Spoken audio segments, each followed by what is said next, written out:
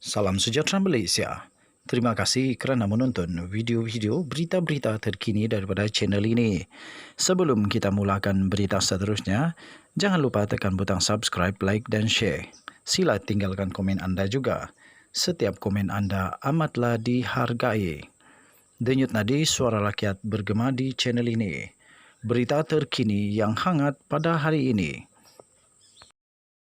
Salam sejahtera Malaysia, selamat petang. Berita terkini dipetik daripada bharian.com.my, berita harian.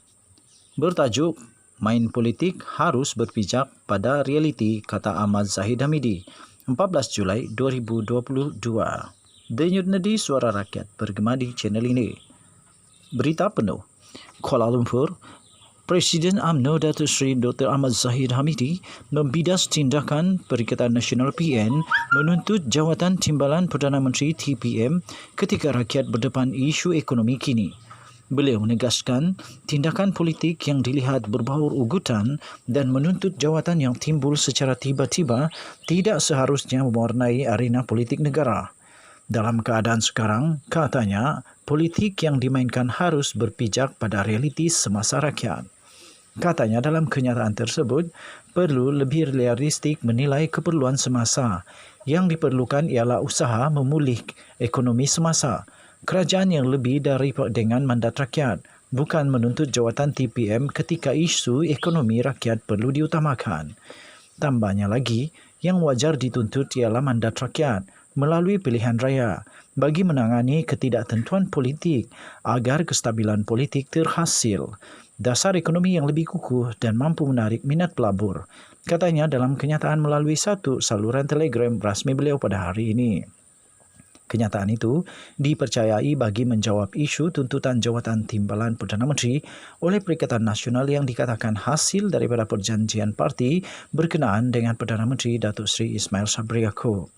Media sebelum ini melaporkan pengerusi PN Tan Sri Muhyiddin Yassin mengesahkan wujud perjanjian pelantikan TPM di mana draft perjanjian itu disediakan oleh Setiausaha Agung PAS Datuk Seri Taqiyuddin Hassan dan ia disaksikan oleh Setiausaha Agung Bersatu Datuk Seri Hamzah Zainuddin serta Tan Sri Anwar Musa daripada UMNO.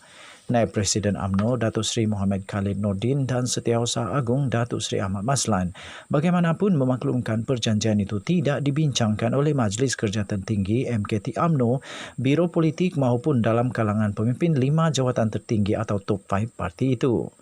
Mengulas lebih lanjut, Ahmad Zahid berkata Jabatan Pendaftaran Pertubuhan ROS akan memberi kata putus mengenai pindaan perlembagaan UMNO sebelum Sabtu ini. Katanya pada masa sama dikabarkan ada pula perjanjian MOU iaitu Memorandum Persefahaman antara PN dengan Perdana Menteri untuk melantik TPM daripada Bersatu. Begitu banyak cerita sensasi, kontroversi dan fitnah, tumahan serta provokasi dilakukan. Mungkin semuanya adalah kebiasaan sepak terjang politik, katanya.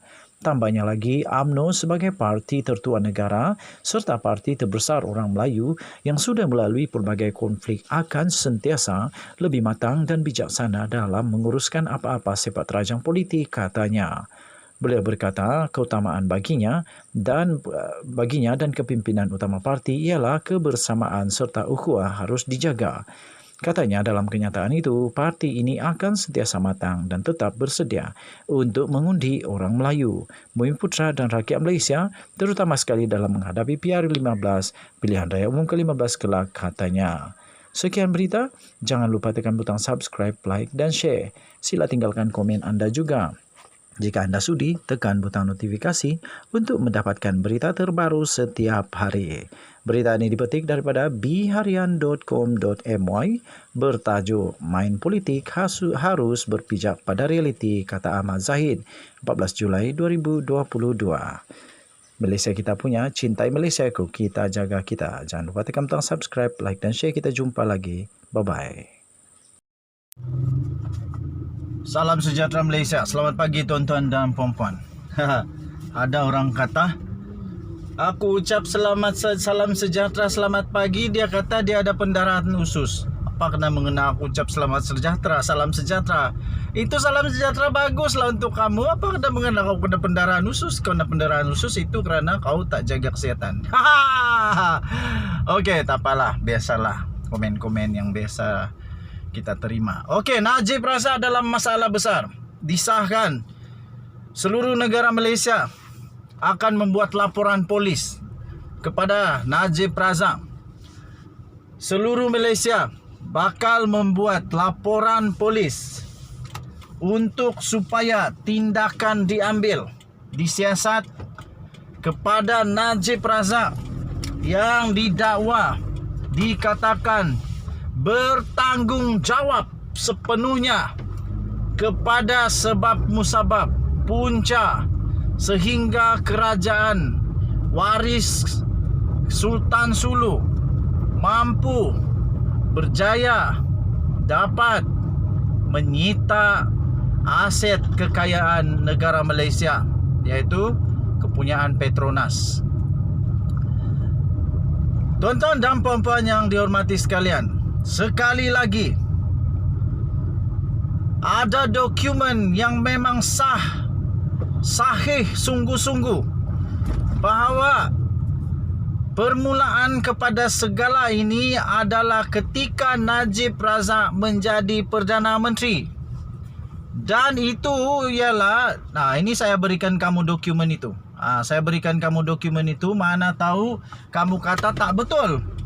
Dokumen itu kamu boleh simak, boleh rujuk di dalam kertas keputusan timbang tara antarabangsa setebal 124 muka surat. Kalau kau rajin kau boleh baca.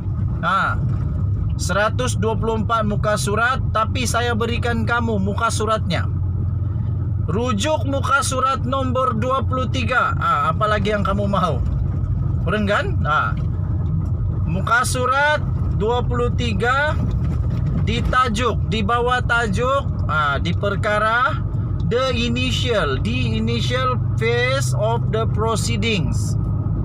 Permulaan kepada proceeding itu aku bagi lagi perenggannya nombor 21. Perenggan nombor 21. Dokumen itu jelas menyatakan bahawa kes itu ataupun proses itu memulakan proses timbang tara itu pada tahun 2017 bertarikh 2 November 2017. Cik, puan-puan, maci-maci, uncle-uncle yang tinggal di atas gunung, di atas bukit, di bawah rumah, di atas rumah, di dalam gua, di dalam laut kah, di mana sajalah, kamu cuba beritahu saya 2 November 2017 siapa Perdana Menteri. Beritahu saya siapa Perdana Menteri. Menurut Rafizi Ramli, tuan-tuan dan puan-puan yang dihormati sekalian, pada ketika itu Najib Razak cuai, lalai, kata Rafizi. Dia lalai, sangat-sangat lalai. Kerana apa dia lalai agaknya? Tapi sebelum itu, Rafizi juga mendakwa notis bertarikh 2 November itu diserahkan pada ketika itu. Inilah sebabnya Najib sedang terperangkap di dalam skandal 1MDB. Dan ketika itu menghampiri pula pilihan raya PRU 14. Waktu itulah Najib Razak gelabah. Waktu itulah Najib Razak takut nak mampus, takut berhabis lah. Apa yang dah takut berhabis? Kalau dia kalah pilihan raya, habislah, memang habis. Betul-betul Mahathir kata, kalau dia jadi Perdana Menteri, perkara pertama yang dia nak pastikan ialah Najib Razak mesti masuk penjara. Mesti masuk penjara, mesti diseret ke mahkamah. Betul-betul terjadi. Rafizi kata, dan saya setuju juga, ini logik ini. Dia kata pada tahun itu, pada waktu tarikh itu diserahkan 2 November 2017, dokumen itu diserahkan, Najib Razak dan sebahagian besar tumpuan pentadbirannya dalam setahun terakhir sebelum kalah pada PRU 14 adalah untuk menutup skandal itu. 2016 Apandi Ali menggugurkan tuduhan kepada Najib, kata tak ada apa-apa masalah. Wow. 2018 Najib Razak kalah, tumbang telengkup, bergolek di atas tanah. Bukan di atas tanah, di bawah tanah dah ni. Dah kalah habis. 2018 tup-tap 2021 Najib Razak didapati bersalah atas pertuduhan pecah amanah, rasuah, pengubahan wang haram, penggunaan kuasa yang salah. Apandi Ali nak kata apa? Diam-diam sajalah. Okey. So, tuan-tuan dan puan-puan yang dihormati sekalian, Najib Razak pula sekarang cuba untuk mengalihkan kesalahan itu kepada Pakatan Harapan. Kenapa Najib pada waktu tuntutan itu dibuat engkau tak lakukan sesuatu? Rafizi juga mendakwa rakyat sedia maklum bahawa pentadbiran Najib telah membuat keputusan menghentikan bayaran mengikut perjanjian yang diwarisi Kerajaan Persekutuan kepada waris Kesultanan Sulu pada tahun 2013. Nah, Najib, engkau kena jawab itu. Kenapa pada waktu pentadbiran engkau, waktu itu Rafizi kata engkau telah, bukan engkau, kerajaan, waktu itu Kerajaan Persekutuan pimpinan engkau telah menamatkan menghentikan bayaran. Nah, sekarang dalam bahaya aset negara, dalam bahaya negeri Sabah. Dulu bukan main lagi. Kata Sabah ini fixed deposit lah, apalah. Sekarang Sabah yang kesian. Ramai orang duk kata Sabah negeri miskin, tapi sebenarnya Sabah negeri amat kaya. Lebih kaya berbanding banyak negeri di semenanjung Malaysia. Tapi apakan daya, sebab banyak yang makan rasuah.